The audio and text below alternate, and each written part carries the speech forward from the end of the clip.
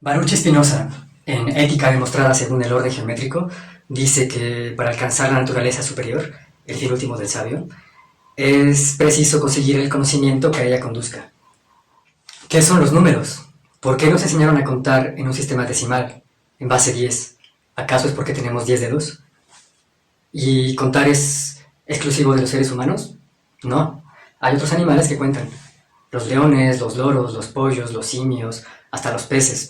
Hay un estudio de Butterworth en el cual analiza cómo las ranas cuentan en base 10 y así distinguen los sonidos que hacen y los diferencian entre especies. De hecho, si ponen atención en las formas de croar de las ranas, van a ver igual secuencias. Incluso llegué a observar en una rana desconocida, porque nada más la pude escuchar, una secuencia basada en números áureos. Croaba 1, 2, 3, 5, 8 y luego repetía. Bueno, entonces, si contar no es exclusivo de los seres humanos y otros animales cuentan, vamos a ver que el número se podría definir como un concepto, como un recurso matemático para definir una cantidad. Se podría definir como un símbolo para contar las cosas, y va a depender de qué contemos. Estaría bien que, por su parte, en este curso de Geometría para las Artes, desarrollaran un concepto propio, divertido, más artístico, más poético, sobre qué es un número, o más libre quizás, o más profundo. A nivel neural habría una forma de definirlo. Como el número es un doblez de lo real, ¿no?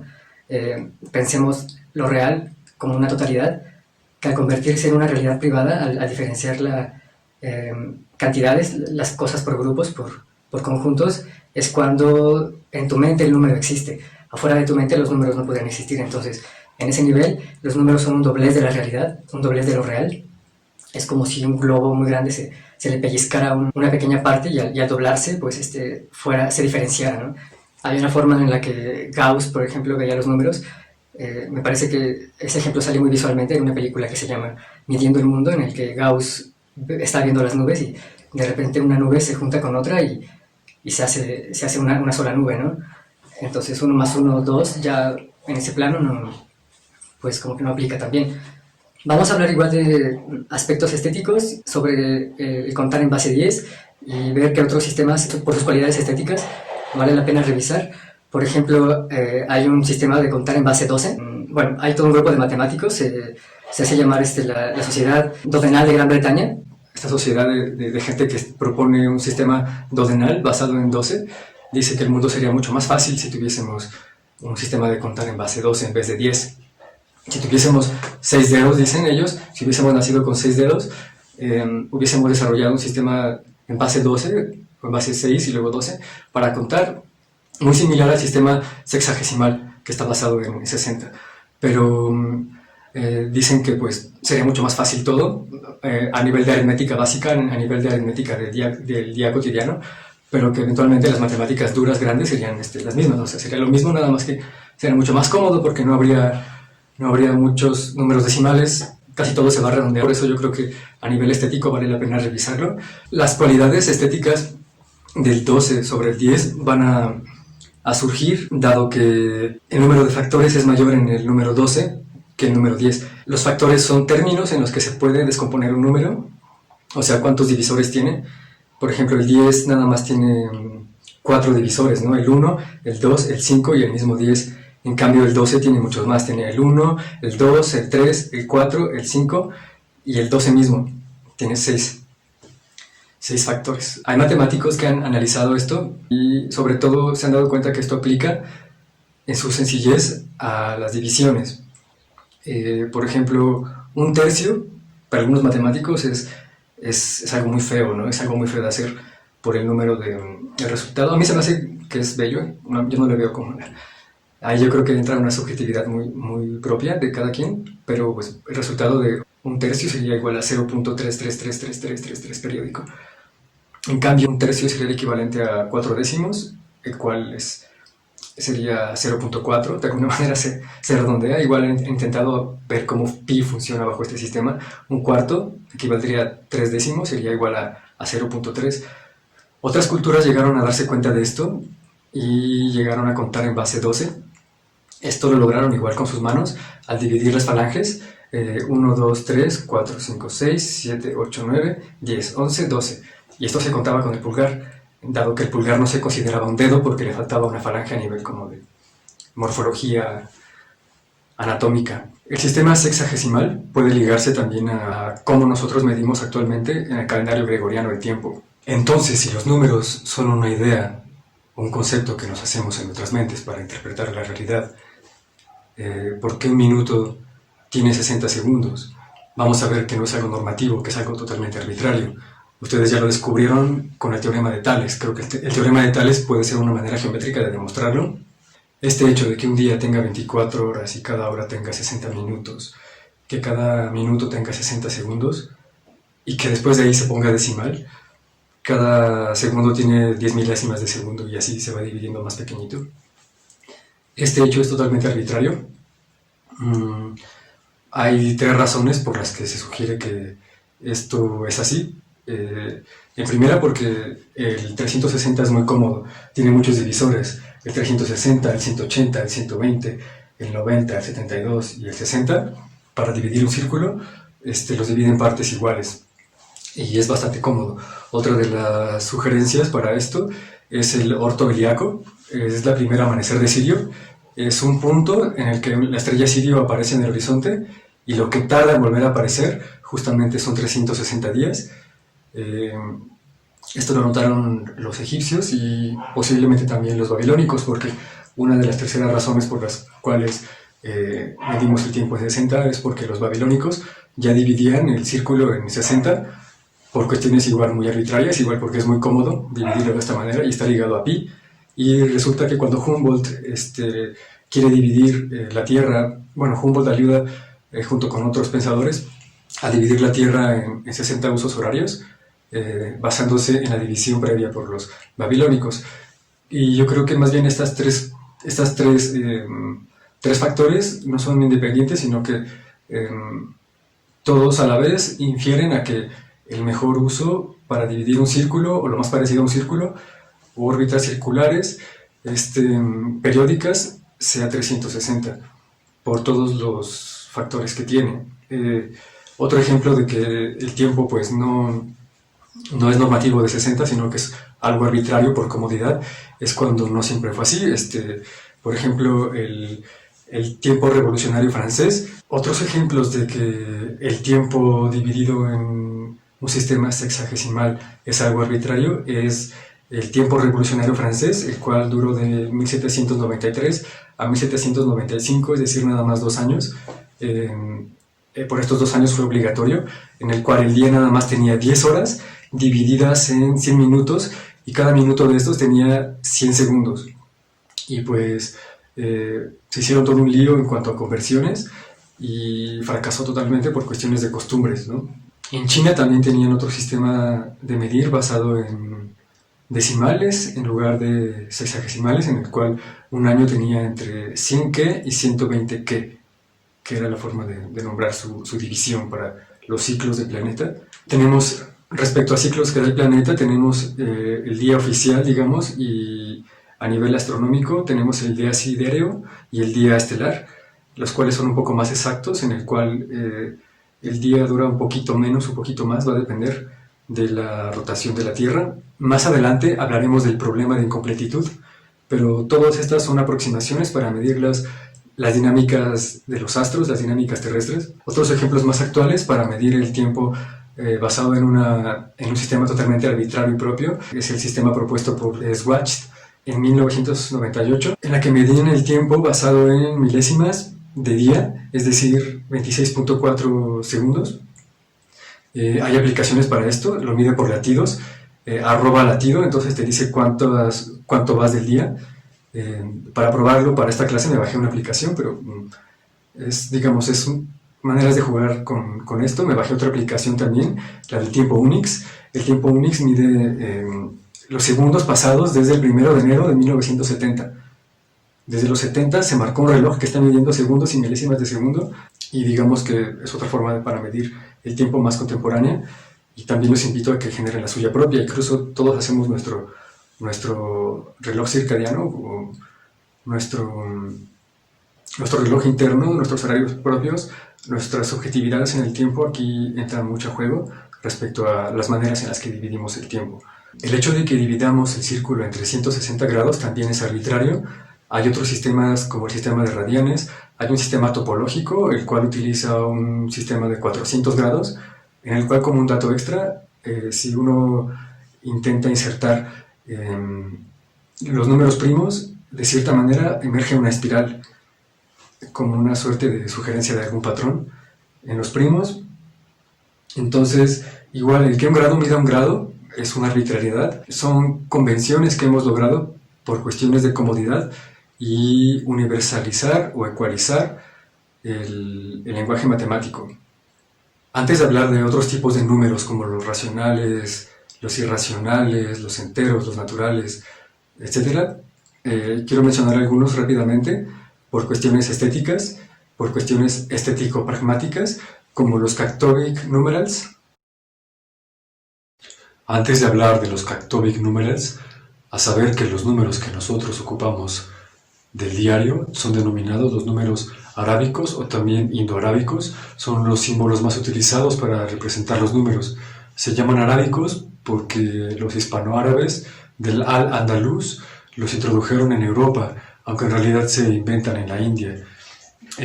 Bueno, va a haber muchos sistemas de representar los números para contar.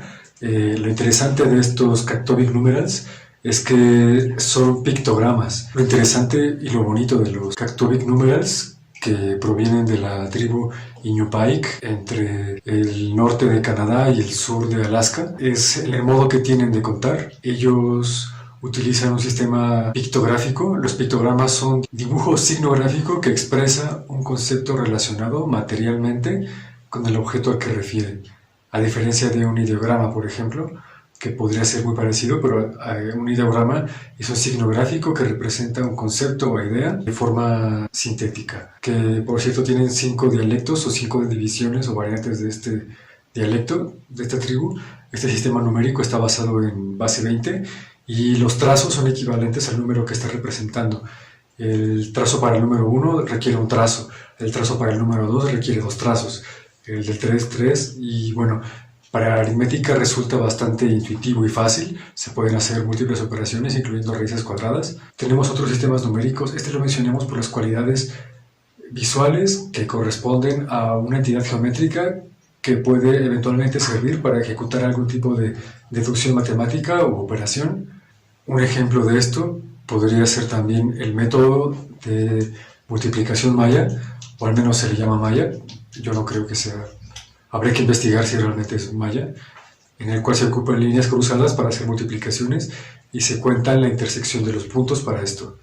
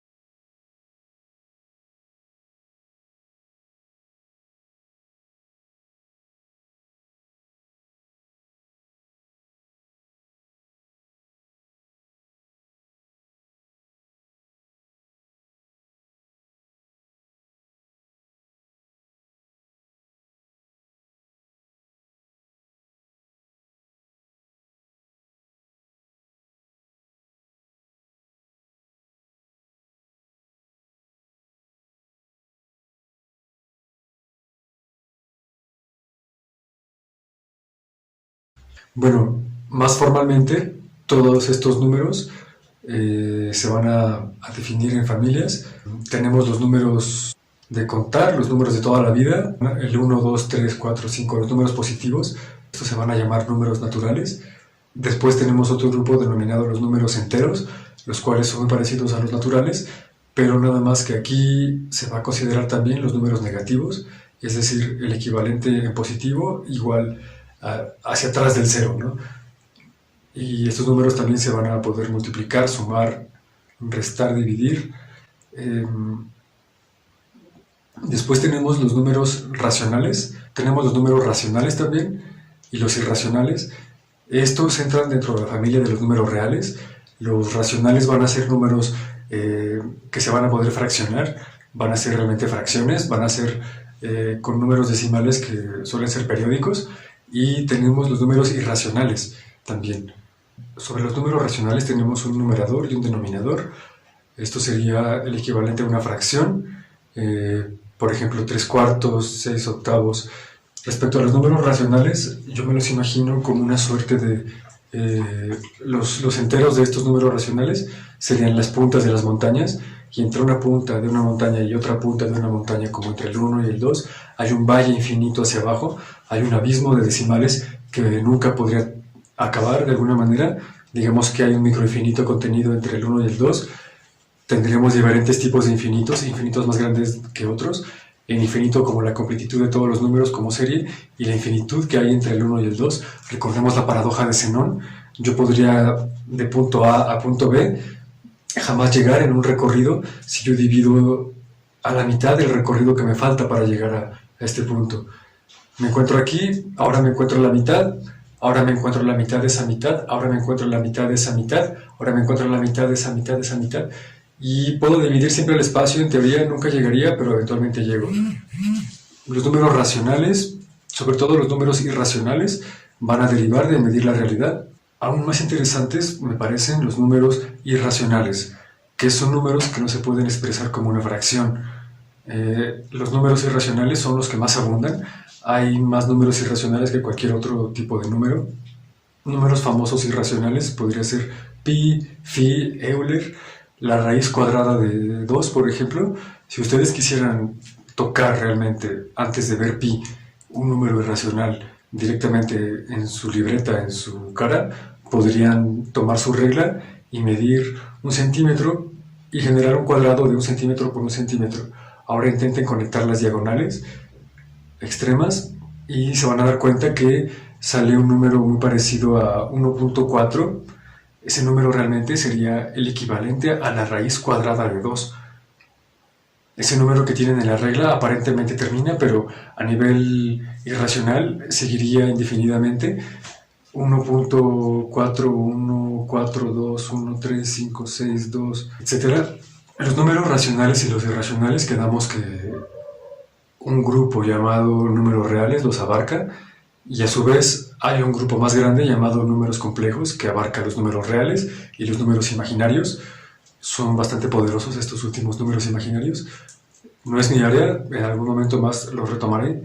A saber también que los números naturales, los de contar de toda la vida, pueden incluir los números primos o compuestos. Tenemos más tipos de números también: los fraccionarios exactos, los fraccionarios periódicos, los puros mixtos.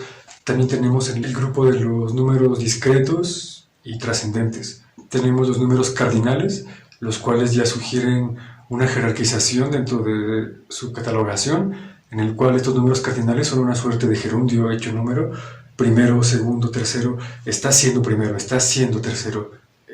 Su calidad de número describe su posición en una jerarquización o sistema. Una manera de definir a los números irracionales, una manera de verlos, es que son números imposibles para lo mundano. Los números irracionales aparentemente no tienen una secuencia lógica en las decimales que presentan. Por ejemplo, la hipotética infinitud de las decimales aleatorias en pi.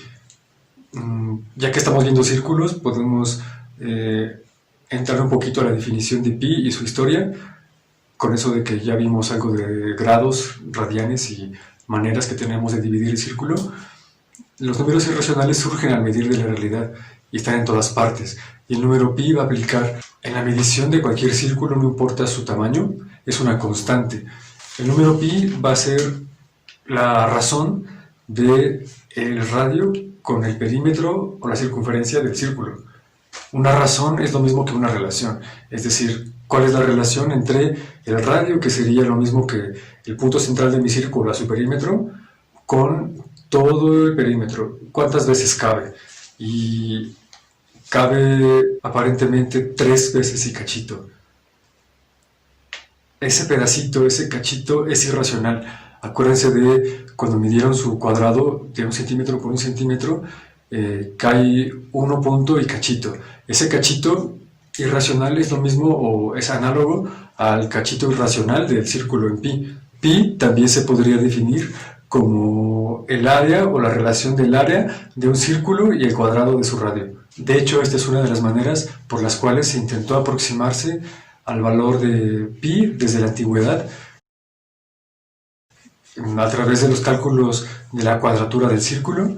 Lo que se hizo para hacer esta comparación o este tipo de relaciones fue dividir el círculo en polígonos. Ustedes sabrán que después del decágono y en adelante, los polígonos se parecen bastante a un círculo. Entre más lados tienen, más redondo se vuelve. Entonces, si yo quisiera aproximarme al área de un círculo, podría hacerlo a través de circunscribir polígonos. Entre más lados meta, más me voy a aproximar a pi. Por ejemplo, Arquímedes metió un polígono de 96 lados y se aproximó al valor de pi como 3.14. Hubo un asiático, Su Gonzi, que hizo un polígono de 12.288 caras y a Newton le daba vergüenza admitir que en sus tiempos libres lo pasaba calculando el valor de pi. Entonces, no tenemos el último número de pi. Hay muchas maneras en las que se ha intentado visualizar o entender o utilizar. Es tan largo y tan aleatorio que se dice que podrías encontrar el número de tu celular eventualmente en la secuencia de este número irracional, dado que tiene infinitos números aleatorios y en un infinito caben todas las posibilidades. Igual tenemos peculiaridades o momentos extraordinarios en el patrón aleatorio. Por ejemplo, tenemos secuencias de puros números 9. Esto se ha descubierto con la ayuda de software en el que intentan visualizar pi a través de, más allá de los números, en el que cada número le dan un color y entonces visualizan una imagen panorámica del primer millón de números de pi y entonces pueden notar que puede aparecer algún patrón, algún tipo de, no patrón, algún tipo de irregularidad o algún tipo de clúster o enjambre de color en ciertas áreas como si hubiese atractores. Incluso las teorías más locas que he encontrado hasta ahora sugieren que pi podría ser un ente vivo, una especie de forma de vida no orgánica o transorgánica en el que los números irracionales estarían vivos como una especie de secuencia creadora. Cuestiones relacionadas curiosas al círculo podría ser la paradoja en la cual un círculo interior de una rueda viaja lo mismo que la parte exterior de esa circunferencia, y eso que la circunferencia pequeña, si fuese una rueda en sí, tardaría más vueltas en completar lo mismo que la rueda más grande. El círculo encierra bastantes misterios. Ya vimos que es un elemento generativo para los sólidos platónicos. Hay matemáticos que niegan que el círculo mismo o la esfera sea un sólido platónico. Otros números muy famosos irracionales podría ser phi, el cual quiero profundizar más adelante cuando entremos a proporciones áureas. El número Euler, que aparece en los logaritmos neperianos. Ya vimos cómo los babilónicos dividieron el círculo en 360 por cuestiones de comodidad. Este sistema también se toma en cuenta bastante cuando retomamos los instrumentos de medición geométrica, porque justamente esta división en 360 es el estándar para tomar en cuenta la configuración de escuadra de Cartabón, que incorpora 45, 30, 60 y 90 grados. Cuando veamos tipos de perspectivas axonométricas, en la cual la isométrica toma como constante la de 30 o 45, va a depender la convención. La transición al siguiente tema, que tiene que ver con teselaciones a nivel práctico, quisiera hacerlo mencionando algunas curiosidades numéricas respecto a los números Capicúa o los números cíclope. Son aquellos que se leen de derecha a izquierda y de izquierda a derecha, y el resultado es el mismo, se expresan igual leyéndose al derecho que al revés. Esto a nivel del lenguaje se le va a conocer como palíndromes. Ustedes ya conocerán algunas palíndromes: Anita lava la tina, Sugus, se van sus naves, a la gorda, drógala. Hay más, pero en ese mismo sentido en el que Anita lava la tina se puede leer al revés, a la gorda, drógala, tenemos números que inmediatamente se reconocen estéticamente por ser números cíclopes. Números Capicúa tenemos infinitos, tanto como los números son naturales. Vamos a hablar muy rápidamente de los números que tienen simetría, porque estamos estudiando las matemáticas porque son útiles, pero también porque son placenteras, y son placenteras porque son bellas. Y la belleza y el placer están muy ligados. Hay otro término para definir placer en la jerga de Qualia Computing, en el cual placer va a ser lo mismo que valencia, es decir, qué tan rico estoy sintiendo a nivel subjetivo. Y hay una relación muy fuerte entre altos estados de valencia o de placer con estados de simetría. Hay una correlación mucho más allá de que la simetría sea un signo de bienestar biológico o de buenos genes. La simetría se reconoce al instante, incluso más allá, antes de un procesamiento. Los números Capicúa parecen sobresalir a nivel estético por sobre los demás números. En ese sentido, podrían ser únicos. Voy a matar a dos pájaros de un tiro al hablar de otro tipo de números únicos. Voy a intentar mencionar algunas simetrías en números primos. Los números primos son únicos porque no tienen factores, no tienen números que los factoricen más allá de sí mismos y el 1. Eso va a ser lo que define a un número primo, el hecho de que solo tiene dos divisores, 1 y el mismo número.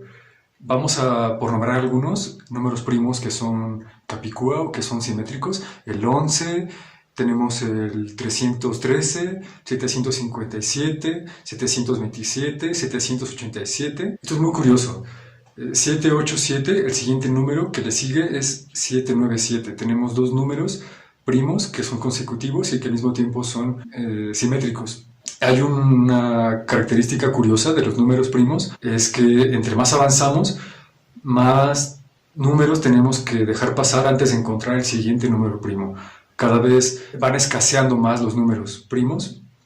Incluso hay un libro llamado La soledad de los números primos, el cual tuve el chance de leer de un centón porque estuve detenido en algún momento injustamente cuando perdí mis papeles en Portugal. Y entonces en esa retención pude terminar el libro en un solo día y justamente hace la analogía entre unos amigos, una chica y un chico que se van dejando de ver con el tiempo y cada vez que se encuentran pasa más tiempo y hay un amor imposible entre ellos, ¿no?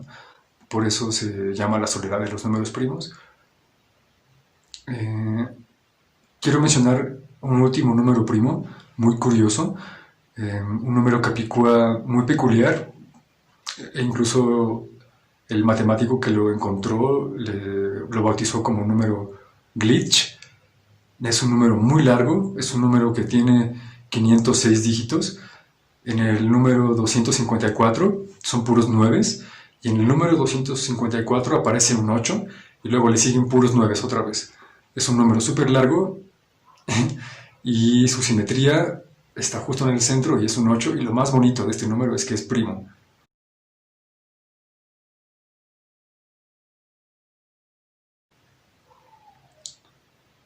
Ok, para hablar de teselaciones es preciso cambiar hacia otra clase. El tema de simetría lo veremos más profundamente a nivel de composición a finalizar el curso, cuando estemos viendo justamente eso, esquemas compositivos. Por ahora solo quisiera mencionar que a nivel de disposiciones tenemos 5 maneras de poder duplicar a nivel de simetría un objeto. Tenemos simetría de rotación, simetría de abatimiento, simetría de traslación, simetría de ampliación y simetría bilateral. Con estas 5 posibilidades de acomodar o de replicar un objeto, en 2D vamos a tener un grupo de 17 simetrías. También se van a conocer como las 17 simetrías cristalinas de Hans Coupier. Y para los que van para escultura y para los escultores a nivel tridimensional, tenemos un grupo de 230 simetrías a nivel volumétrico que involucran moléculas, cómo podrían acomodarse en simetrías volumétricas. Un poco más adelante, cuando veamos fullerenos, geometría del espacio curvo y maneras en las que tenemos de llenar el espacio sin dejar huecos. Si tú quisieras llenar el espacio volumétrico con alguna figura sin dejar espacios, uno podría pensar que el cubo sería la manera más eficiente para ocupar el espacio sin desperdiciar nada. Tenemos la estructura propuesta por White and Phelan, que es una estructura asimétrica basada en el acomodo de las burbujas, la cual es una estructura geométrica irregular, la cual aprovecha el espacio mucho mejor que los cubos. Este tema de simetrías va a tener que ver con patrón de Moiré también. Tenemos muchos tipos de teselaciones, las teselaciones periódicas y aperiódicas. De tarea voy a dejarles que se empapen del trabajo de MC Escher. MC no es Master of Ceremonies, porque la siguiente clase, a nivel práctico, va a tener que ver con generación de teselaciones.